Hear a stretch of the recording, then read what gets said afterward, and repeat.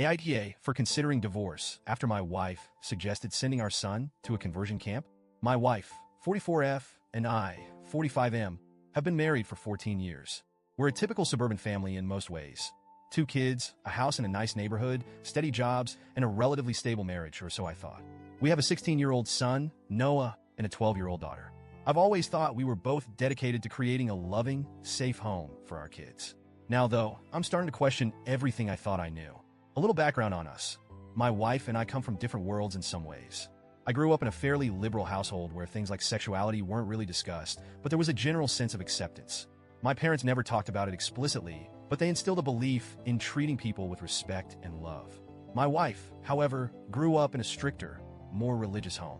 Her parents held some conservative values, and although she drifted away from certain beliefs as she grew up, I wonder now if they still lingered somewhere in her mind. Over the years, we've had our fair share of disagreements, as all couples do. I won't lie, there have been arguments about how to raise the kids, what to prioritize financially, and a lot of other little things that probably wouldn't even stick out in memory if not for this current situation. But none of these fights, even the ones that felt like they had weight at the time, ever shook me the way this has. A year ago, Noah came out as gay. Looking back, I can see signs that he was working up to it for a while. He was withdrawn at times and would get nervous when certain topics came up, and there was this underlying tension that I couldn't quite put my finger on. When he finally sat us down and told us he was gay, it was a surprise. I won't pretend I wasn't initially shocked. It's one thing to think you're prepared for anything as a parent, and quite another when reality actually hits. But after the surprise settled, I knew that my job was to love him, support him, and be the father he deserves. So, I told him that I loved him, and I tried to make sure he knew that nothing would change that. My wife, well, she didn't react the same way. She looked stunned, almost like she'd been hit with a physical blow. Her face went pale, and for a moment, I could see she was struggling to find words. I assumed she just needed time to process, and I didn't want to push her. People process big news differently after all, but as days turned into weeks, it became clear that she wasn't handling this as a phase of shock or sadness that would pass. She would make small comments here and there that unsettled me. Things like, maybe he's just confused, or he's still so young. He can't know for sure. I try to brush these comments off as her way of adjusting, telling myself that she'd come around eventually. I thought she just needed time to understand. Looking back, I wonder if I was just hoping she would change because the alternative was so much darker than I wanted to believe. It came to a head about a week ago. We were discussing Noah's future, talking about college, his potential career options, and the typical dreams and hopes we have for our kids. Out of nowhere, she casually mentioned that she'd been looking into conversion therapy camps and thought it might be the best option for Noah. She said that he just hasn't been shown the right path yet, and that if we didn't help him get back on track, he might make decisions that would ruin his life. She genuinely believed that this camp would fix him. I was speechless. I felt like the ground had been pulled out from under me. The thought of conversion therapy, even hearing her say the words, made me feel sick. For a moment, I just stared at her, trying to understand if she was joking or if this was some nightmare I hadn't woken up from yet. I knew I had to say something, and I needed her to understand just how wrong this was. So I told her, as calmly as I could, that those camps are known for using abusive, manipulative, and downright brutal tactics. I told her that countless people have come out of those places traumatized, and some don't even make it out at all. But she wouldn't budge. She accused me of enabling Noah's confusion by refusing to do what's best for him. She kept repeating that if I loved Noah, I would help her fix him. The more she talked, the colder and more detached she sounded.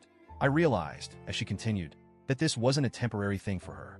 This wasn't just some knee-jerk reaction or a phase. She genuinely believed that our son's sexual orientation was something that needed to be corrected. I felt a wave of anger rise up in me, anger mixed with a deep, overwhelming sadness. Here was the person I'd chosen to build a life with, the mother of my children, and she was looking at our son not as a person, but as a problem to be solved. I told her flat out that I would never send my son somewhere that would damage him, mentally and physically, just to fit some outdated idea of what's normal. I tried to explain that Noah being gay isn't something that needs fixing, but she didn't listen. In her mind, she was the one who was right, and I was the one who couldn't see what was best for our child. I spent the next few days in a state of numb shock. I couldn't look at her without feeling this deep pit in my stomach, a mix of anger and disappointment that I'd never experienced before. Every time I saw her, I felt this growing resentment. I found myself questioning everything, wondering if I'd been blind to this side of her all these years. I was grappling with the realization that maybe, just maybe, I didn't really know her at all. If I'm being honest, I don't even know if I love her anymore. The way she spoke about our son, the way she dismissed his identity like it was some illness that could be cured, disgusted me on a level I can't even fully explain. It broke something in me, something I'm not sure can be fixed. Noah has his whole life ahead of him, and being gay is going to come with its own challenges. The world is still far from perfectly accepting, and people like my wife, people who think the way she does, only make it harder for people like him. The thought that I would be contributing to that kind of harm, that I'd be complicit by staying silent or standing by her side, feels unbearable. Part of me thinks maybe I should try to keep the family together, at least for our daughter's sake. She's only 12, and she loves both of us so much. She's a sensitive kid, and I know a divorce would hit her hard. She's already close with Noah, and I can't imagine what it would do to her to see our family split apart. The thought of putting her through that kind of pain makes me feel like the worst father in the world. But if I stay, am I betraying Noah? Would I be choosing comfort over my son's well-being? I can't ignore the look on his face when he came out to us. I remember the fear and vulnerability in his eyes, the way he was practically trembling as he waited for us to react. I promised him that he had nothing to worry about, that I'd always be there for him, no matter what. How can I keep that promise if I'm living with someone who wants to change him, to hurt him in ways I can barely bring myself to imagine? In the days since that conversation, I found myself drifting further and further from her, both emotionally and physically. We don't talk as much as we used to. Every time I look at her, all I see is the person who would willingly send our son to a place that could destroy him. I don't know how to move past that. I don't even know if I want to. I've been researching legal options, trying to understand what a divorce might mean for us. I've looked into custody arrangements and talked to a few close friends who've been supportive. They all say I'm doing the right thing by protecting Noah, but they also remind me that leaving will change everything, not just for him, but for our daughter too. The thought of ripping my kids' lives apart over this, it makes me feel like I'm failing them both. I finally sat down with Noah, and we had a long, honest talk. I told him that no matter what happens, I love him and that he doesn't need to be afraid of being himself. He seemed relieved, but he also looked so sad, like he was carrying the weight of our family's problems on his shoulders. He even said, "I didn't mean to make things harder for you guys," and hearing that nearly broke me. No child should feel like they're a burden to their parents for simply being who they are. Right now, I'm just trying to keep it together for my kids. I don't have all the answers yet, but I know one thing for sure. I can't let anyone hurt my son, not even his mother. So, Reddit, AITA for considering divorce? Would I be the asshole for tearing our family apart because I can't live with someone who thinks conversion therapy is okay? I never wanted any of this, and I don't want to lose my family. But I'm not sure I can keep pretending to be okay with this either.